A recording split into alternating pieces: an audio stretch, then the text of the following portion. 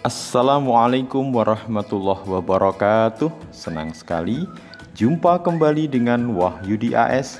Kali ini kita akan sajikan informasi terkini berkenaan dengan penerimaan peserta didik baru jenjang SMA SMK di wilayah Provinsi Jawa Timur tahun 2021-2022. Kali ini berkenaan dengan info penting ya. Mengapa mesti kita harus mencoba di tahapan latihan pendaftaran ya. Nanti kita akan kupas sehingga memastikan kalian tahapan ini tidak dilewatkan ya.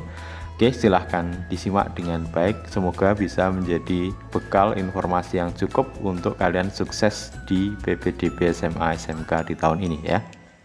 Ya, hal terpenting yang perlu kalian pahami bahwa di salah satu jadwal pelaksanaan PPDB Jatim di jenjang SMA SMK di tahun 2021 yaitu tahapan latihan pendaftaran ya. Ingat bahwa latihan pendaftaran itu diberi waktu mulai tanggal 9 sampai tanggal 19 Mei tahun 2021 ya. Jadi sudah cukup dekat ya. Dan mulai jam 1.00 sampai 23.59 kalian nanti bisa mengikuti atau mencoba melakukan proses latihan pendaftaran. Yang menjadi pertanyaan, sebenarnya latihan pendaftaran itu seperti apa dan gunanya apa ya. Oleh karena itu penting kiranya informasi ini bisa kalian pahami dan jangan dilewatkan untuk mengikutinya ya. Oke. Pentingnya mencoba tahapan latihan pendaftaran itu paling tidak yang pertama memastikan akun pendaftaran kita itu tidak masalah.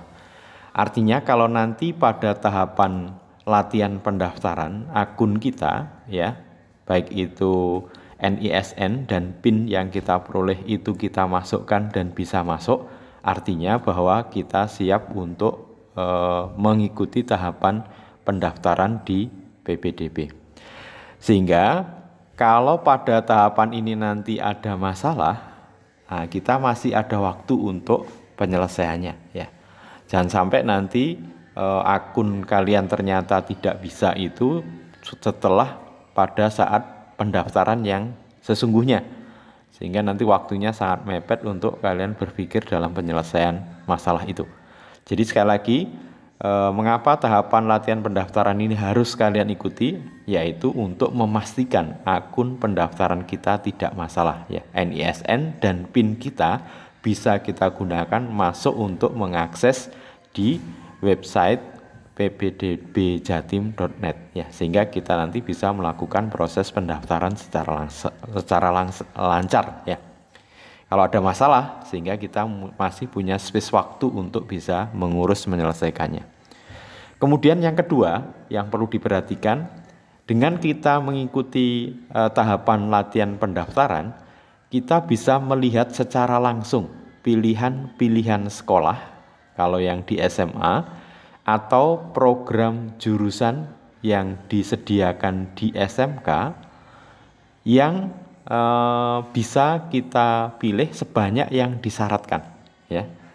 Karena untuk di SMA itu kita bisa memilih 3 SMA dengan paling tidak 2 pilihannya ada di zona dan 1 pilihan di zona perbatasan. Sementara untuk di program SMK kita punya 3 pilihan program studi, bisa di satu sekolah atau bisa di sekolah yang berbeda pada zona ataupun di luar zona. Ini maksudnya dengan kita nanti mengikuti tahapan latihan pendaftaran,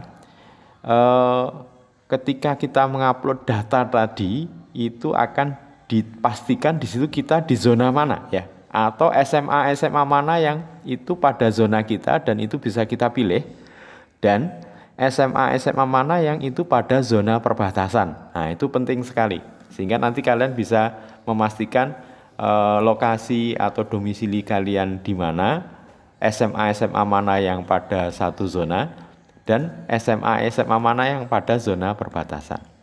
Kalau untuk SMK artinya berarti nanti program-program jurusan apa yang bisa kita pilih. Tentu dengan sebelumnya kita melakukan verifikasi kesehatan, itu nanti sudah ada jurusan-jurusan yang bisa kita pilih ya. Kalau kalian misalkan buta warna, tentu ada jurusan-jurusan tertentu yang tidak bisa dipilih.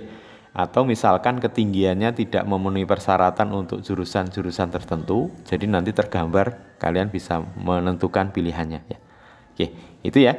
Kemudian yang ketiga, kita bisa mengukur peluang untuk bisa diterima berdasarkan ya populasi dari yang mengikuti tahapan latihan pendaftaran. Baik nanti jalur prestasi akademik atau raport maupun zonasi. Artinya kalau populasi dari peserta yang mengikuti tahapan latihan pendaftaran itu bisa mencapai 100% ya, artinya semuanya mengikuti tahapan ini, artinya kalian nanti bisa mengukur peluang SMA mana yang mesti kalian prioritaskan untuk dipilih, atau program jurusan mana yang kalian prioritaskan untuk bisa dipilih, sehingga kalian bisa mengukur peluang untuk bisa diterima. Jadi sekali lagi penting sekali tahapan latihan pendaftaran ini. Yang ketiga, bisa mengukur peluang untuk bisa diterima.